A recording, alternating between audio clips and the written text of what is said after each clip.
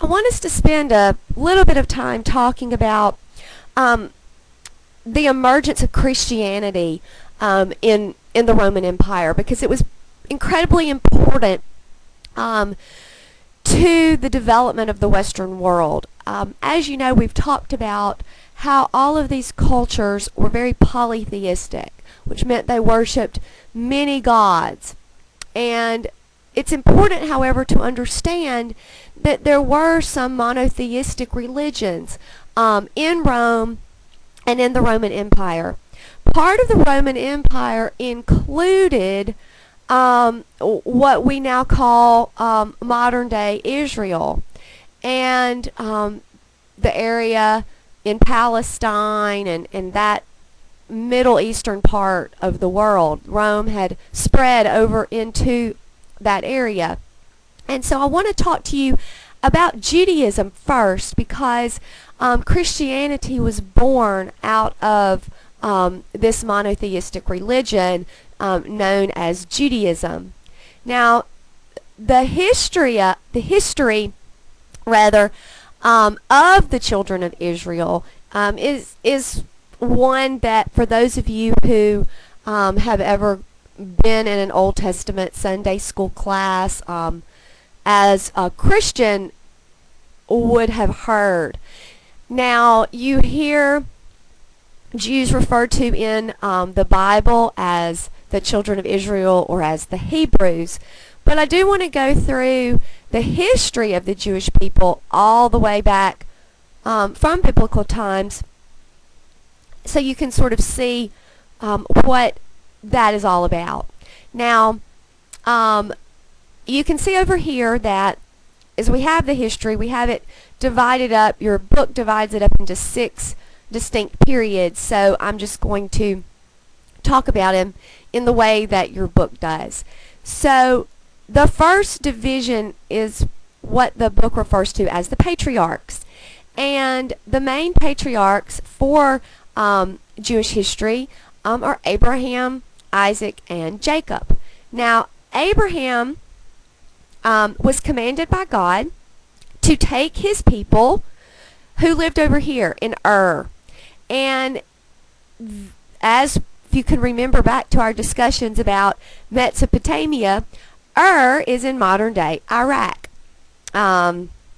So Abraham believed he was commanded by God to take his people from Ur and lead them over here, right, to settle right here. And you can see where modern-day Jerusalem is.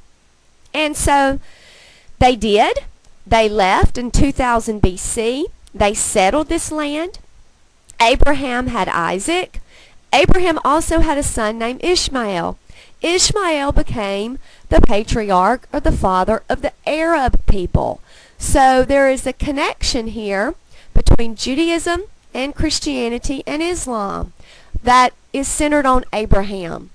Abraham had Isaac, who went on to be significant to the development of Judaism and Christianity. Abraham also had Ishmael, who became significant in the development of Islam. So that's why there's all this confusion and fighting these days about this area of land. So Isaac, for Jewish tradition, had Jacob. Jacob had 12 sons. And those 12 sons ended up being the heads of 12 different tribes. And those are the 12 tribes of the Hebrews. And in 1750 BC, the Egyptians, down here, enslaved the Jews. And so the Jews were in captivity in Egypt for quite a while, until the next period of Jewish history, which is known as the Exodus. And in the Exodus, Moses leads the Jews out of Egypt to return back up here. Okay, and Exodus just simply means the going out. Now, The conquest is the struggle to conquer this land once again. So we have Abraham going from here to here. We have the Jews being taken into captivity by the Egyptians here. Then we have the Jews being led by Moses back up to here. The next step, or the next category in Jewish history, is called the monarchy. And it was the height of Jewish power. They ruled Canaan, or what we know as modern-day Israel, and they set up a monarchical system of government. And you can see Saul, David, Solomon. These are some of the most important kings that ruled Israel and ruled the Jews during this period of monarchy. Solomon built the first temple, and in Canaan, Jerusalem, and you can see it, a replica of it here. And this was the symbol of the Jews' relationship with God and their God with them. During the Exodus, the Jews carried around a portable tabernacle, or place of worship, which included the Ark of the Covenant that contained the Ten Commandments. When they conquered Canaan, it was important to them that they make a permanent structure, or a temple, where they could continue to practice their faith. And so this is the temple that Solomon builds to house the Ten Commandments. The idea of kingship was very important to the Jewish people. They believed in the coming of a Messiah, or an anointed one, who would be a king that would restore Israel. The king, the Messiah, would make a covenant with the righteous people and would destroy the wicked. And they believed that the arrival of Messiah would establish God's kingdom on earth. Now, this is where Judaism and Christianity parts company. Christians believe that Messiah was Jesus Christ. Jews do not. Many Jews today have different ideas about Messiah. Some are still waiting for his return. Others, however, see this modern-day state of Israel as providing the hope of the messianic ideals. The next division of Jewish history is the divided kingdom and exile. When Solomon died, there was a question of succession. So two kingdoms resulted: the northern kingdom, or Israel, and that was most of those 12 tribes, and the southern kingdom, which was called Judah. Both were vulnerable to attack, and the Assyrians conquered the northern tribes, and the Babylonians conquered the south and exiled the Israelites from Canaan, Israel area. The return from exile occurred first. There were two different returns. The first was in 520 BC. After the Assyrian and the Babylonian captivities, the Jews returned from exile in 520 BC to rebuild the temple and put the kingdom back together. They did that, but were conquered by Rome in 63 BC.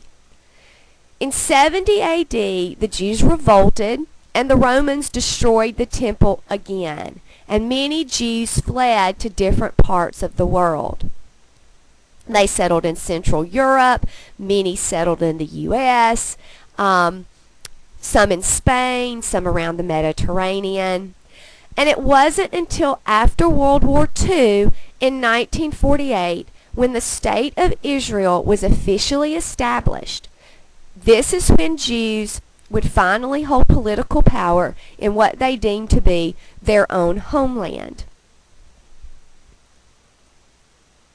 Now, the Hebrew Bible is the single largest contribution of the Judeo-Christian tradition to Western culture. The Hebrew Bible is the central text for worship, for faith, and morality. In other words, for what it means to be holy. The name Bible itself comes from the Greek name of the ancient city of Byblos, which exported papyrus that was used to make books. The Hebrew Bible is divided into 3 different sections. The Law, which just contains the first 5 books of the Hebrew Bible, as well as the Christian Bible. This is Genesis, Exodus, Leviticus, Numbers, and Deuteronomy. And Torah, or Torah, means teaching or instruction. And like I said, it's the first 5 books. The Prophets is another section of the Hebrew Bible.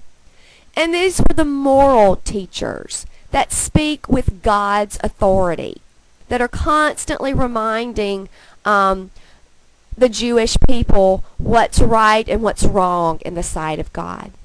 And then you have the writings, the wisdom literature, the Psalms, the Proverbs, Job, those types of books of the Bibles. In 90, a group of rabbis actually sat down and formalized which books would be in the Hebrew Bible. And this is called the canon. The books had to pass a certain series of tests in order to make it in. Christians accepted this canon as their Old Testament and then added their own from the New Testament. There is a document called the Septuagint, and the Septuagint are books of the Old Testament that are not found in this Jewish canon, but they are found in ancient Greek versions of the Scriptures. And these are actually accepted by some Roman Catholics and some Orthodox Christians. Now, basic tenets that come from the Bible are these. Monotheism. This was very different to the polytheism of the Roman Empire. Monotheism just is a belief in one God. And for the Jews and later for the Christians, this God is a good God that is personally involved in people's lives. This is not a force that merely set the world in motion, but a God who created and sustains the world. In the Genesis story, God existed before the world and called it into existence. And God called each part of the creation good. And God created humans as the apex of creation to rule over the earth. Also in the book of Genesis, you see God establishing a covenant, a relationship between himself and his people. And this is seen when he says, I will be your God and you will be my people. So that sense of the relationship between the God and his followers. Ethics. Ethics in the Bible are found in the 10 Commandments, the moral code. In the 10 Commandments, you see 2 different categories. You see commandments that have to do with people's relationship to God. Have no other gods. Don't create and worship idols. Don't curse God, and keep the Sabbath. You also have a section of the 10 Commandments that have to do with people's relationships to each other. Honoring parents, not killing, not committing adultery, not stealing, not coveting, and not lying. Another important aspect of the Hebrew and Christian Bible is the sense of models and types. Stories in the Bible that have been used as allegories for people later in history, for inspiration. For example, the children of Israel fleeing Egyptian bondage has often been reapplied to stories of people under oppression. When the pilgrims left the old world Europe to come to to come to America. They used that story of the Hebrews fleeing Egyptian captivity. When African slaves were seeking freedom in the United States, they used that same story as well. Now, these are just some examples of different worship moments and festivals in the life of a Jewish person. And these go back to these early times. And today, there are three main branches of Judaism: Orthodox, Conservative, and Reform. And they each have different beliefs and different practices, different ideas about God, the Torah, law, women, divorce, conversion, intermarriage, and even who a Jew is.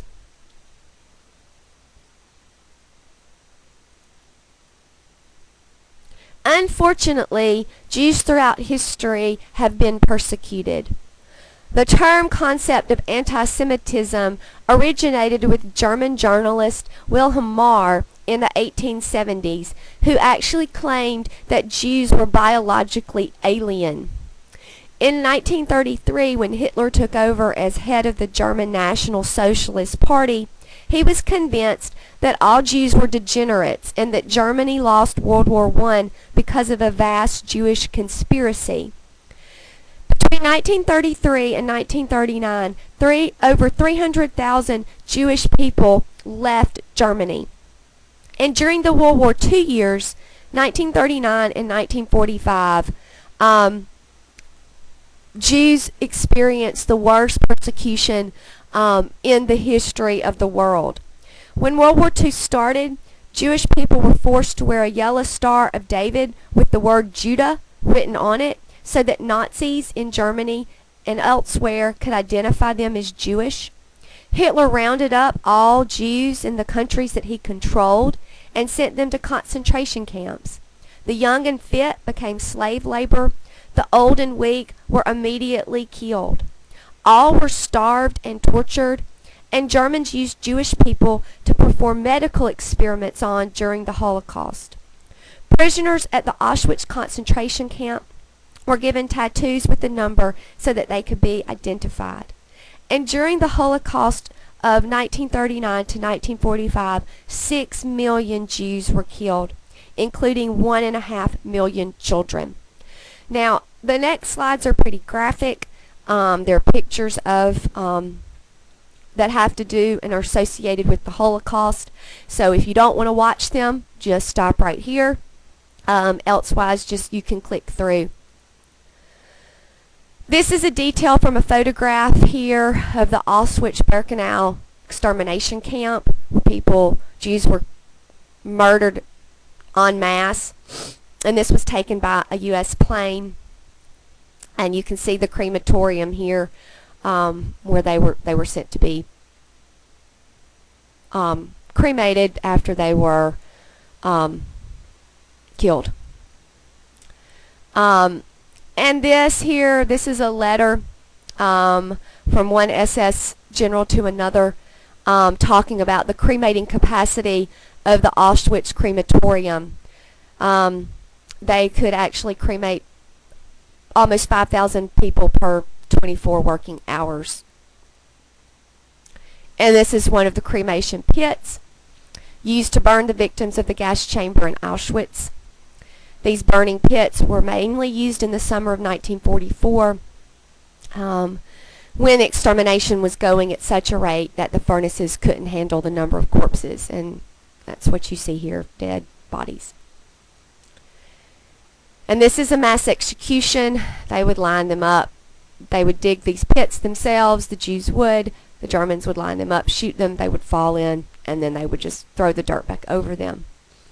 This actually happened in a place in the Soviet Union occupied by the Nazis. And there we see a mass grave.